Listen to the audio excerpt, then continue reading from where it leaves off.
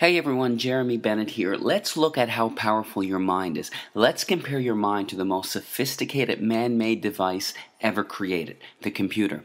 The average computer can hold about 250,000 pictures, 20,000 songs, and hundreds of full-length videos, nowadays on something the size of my finger. Crazy. But let's compare it to your mind. Your mind can perform an estimated 10 quadrillion operations per second without you even knowing it. Wild. Ask yourself right now, what's making your blood flow throughout your veins with the perfect amount of pressure to keep you alive? What's making your heart beat right now? Are you consciously commanding your heart to beat right now? No. What's maintaining your body core temperature to the perfect degree to keep you alive? What's doing the 6 trillion things to your 60 trillion cells every single second? It's something called your subconscious mind. This is the powerhouse to who you are. Your cat has it, even your puppy has it. But of all the things that your subconscious mind can do, it can't do one thing. And this thing can help you attract good things into your life or can absolutely demolish your health. What is that one thing it can't do? It can't distinguish between a real event and something you merely think about. Sounds absolutely ridiculous, right? What happens when you have a nightmare? You wake up, your heart is pounding, you're sweating, and you're anxious beyond words. The nightmare existed in your mind. You weren't in any real danger at all. But your mind didn't know that. You physiologically reacted as if the nightmare was actually taking place in reality. There was a study conducted where a doctor hooked up an elite athlete, a professional skier, to a device that measured the athlete's muscle fibers. He told the skier to merely think about skiing down a hill without moving a muscle. The act of thinking about skiing down the hill actually made the same muscle fibers that would have actually fired off if he were to be actually skiing fire off from thoughts. This has been demonstrated time after time with the placebo effect. Group A suffering from a particular illness gets prescribed a pharmaceutical FDA-approved drug specifically designed to treat that illness. Group B suffering from the same illness gets a sugar pill, thinking it's real medication. Both groups get cured. In fact, the New England Journal of Medicine published a study involving two groups suffering from the same degenerative knee disorder. Group A had a surgery designed to scope out the knee and relieve the symptoms of the disorder. Group B, with the permission of the family, had a fake surgery, a placebo surgery, thinking that they had a real surgery. Only 3 small incisions were made in the kneecap, but no real surgery was performed. Both groups reported that the surgery was a success. In fact, researchers are suggesting that a minimum of 1/3 of all medical treatment, including surgery, is due to the belief that the treatment is going to work, the placebo effect.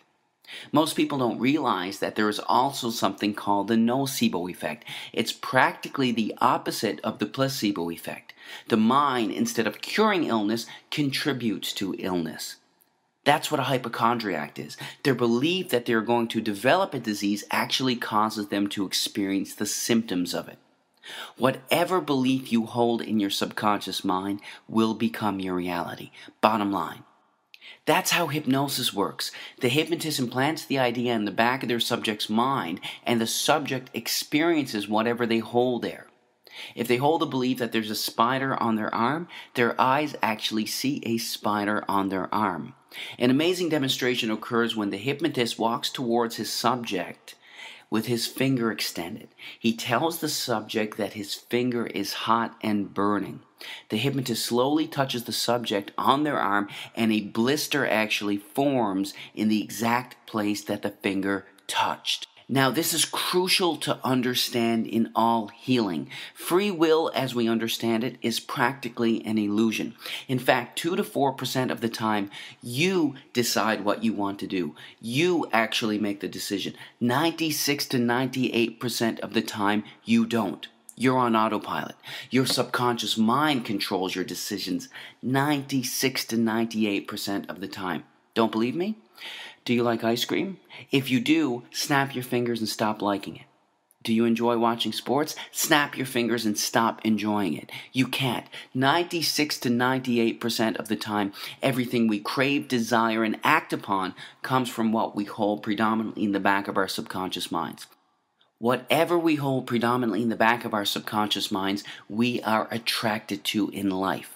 What happens when you buy a new car? It's the only car you see on the road for the next 2.5 weeks. You saw those cars before you bought your car, but why didn't they stand out to you? Because you didn't own that car yourself. You weren't thinking about it yourself. What you hold in your mind, you're attracted to in life. That's how subliminal ads work so effectively. They work so effectively that they are banned in over 10 countries as a way to advertise. So if what you hold in the back of your subconscious mind shapes your reality, what shapes your subconscious mind?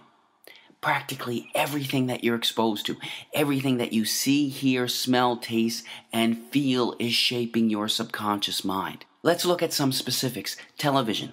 Here's a scary stat. By the time a child finishes elementary school, that child has witnessed an estimated 8,000 simulated murders on TV. All of these extremely graphic scenes are sinking back into their minds. And don't be tricked by Hollywood or cartoons. In the most important developmental years, when a child should be taught compassion and understanding, extremely intelligent minds behind the creation of perceived harmless children's cartoons are sinking violence into the back of their minds. Don't be fooled. What are you listening to on the radio? Every single word or thought you hold in your mind has a particular vibrational frequency. Negative words or intentions have slower vibrational frequencies, and positive words have higher vibrational frequencies. This is a song by Lady Gaga called Bad Romance. Some of the lyrics are, I want your drama, I want your ugly, I want your disease, I want a bad, bad romance. Our thoughts create us. We have to be extremely careful with what we are feeding our minds. Music can be beautiful and beneficial, but it can also have a negative impact on your health. Choose wisely. When I was growing up, the most violence we had on video games was Mario and Luigi jumping over turtles' heads. This is what our youth are playing today. These gruesome, extremely graphic images are sinking into the backs of their subconscious minds, weakening their immune systems and having astronomical, gradual negative effects on their health. Nobody's saying that these games are going to cause them to pick up a gun and go shoot somebody, but these games are affecting their health. There is zero doubt about that. What happens when you gossip? In order for you to gossip, you have to hold a negative memory and negative thought inside of your mind. You not only think about that negative memory, you share it with the other person that you're talking to. The second you hold negative thoughts in your mind, the biochemistry of your brain changes and you release cortisol, the stress hormone, into your blood, which then weakens your immune system, inhibits the actions of your white blood cells, increases the chances of infection, and even promotes weight gain. All from gossiping, all from your thinking.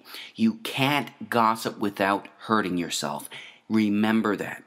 But of everything you can expose yourself to, there is nothing more important than the thoughts you hold in your mind. We have on average 60,000 thoughts a day. And the reality is, not only are most of these thoughts the same thoughts we had yesterday, but they are negative thoughts, either dwelling on something bad in the past or fearing something that could potentially happen in the future. The second we have these negative thoughts, the second we release cortisol, the stress hormone, into our blood. Our thoughts create us. Most people believe that situations cause them anxiety, stress, or cause them to be depressed. The reality is this: there is absolutely no situation in the entire universe that can cause someone to experience anxiety. None. It's your psychological reaction to the situation that can cause you to experience anxiety, not the situation itself. This is crucial to understand. Why is it that when one person skydives, their brain releases endorphins, the good feeling chemical, into their blood, while releasing cortisol into another's? It's the same situation. How can the company of one person cause excitement in one person while making another person stressed? It's because it's never the situation that causes anyone to experience anxiety, but their reaction to it. You create your anxiety, not a situation. When you truly fundamentally understand this truth, that's when you realize that you control your anxiety, not a situation. It's one of the most liberating feelings you can ever experience. If you create it, you can take it away. Your thoughts control your life. You are the creator of your everything. Choose your thoughts wisely. God bless.